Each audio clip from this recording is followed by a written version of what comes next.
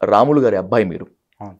నాన్నగారి legacy continue చేయాలని చెప్పి మీరు పాలిటిక్స్‌లోకి వచ్చారా? లేకపోతే నేను విన్నట్లుగా, నేను తెలుసుకున్నట్లుగా have you any vision for Nagar Kurnool? 2 ఉన్నాయండి. ఒకటి, ఒక యువకుడిగా నరేంద్ర మోడీ గారు చేసే అభివృద్ధి కార్యక్రమాల్లో భాగంగా గత 5 సంవత్సరాలుగా నేను జెడ్పీటీసీగా వర్క్ చేస్తున్నాను ఆల్రెడీ.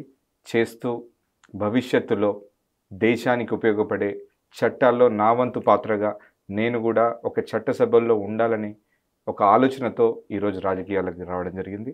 2 రకాలుగా నేను ఆలోచించాను. మొదటిది అడ్మినిస్ట్రేటివ్ వైపు వెళ్ళి సివిల్ సర్వీసెస్లో ప్రజలకు సర్వ్ చేద్దామని ఒకటి.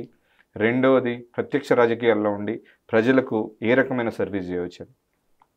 రాజకీయాల్లో ఒక పార్టీ తరఫున గెలిస్తే ఆ అధికార పార్టీలో ఉంటేనే ఎక్కువ సర్వ్ చేయగలుగుతాం అనేది ఒకటి నేను ఆల్రెడీ చూశాను. గత 30 సంవత్సరాలుగా నాన్న పార్లమెంట్లో కానీ అసెంబ్లీలో కానీ ఉన్నప్పుడు, రాజకీయాల్లో ఉన్నప్పుడు వాటన్ని గమనించాను.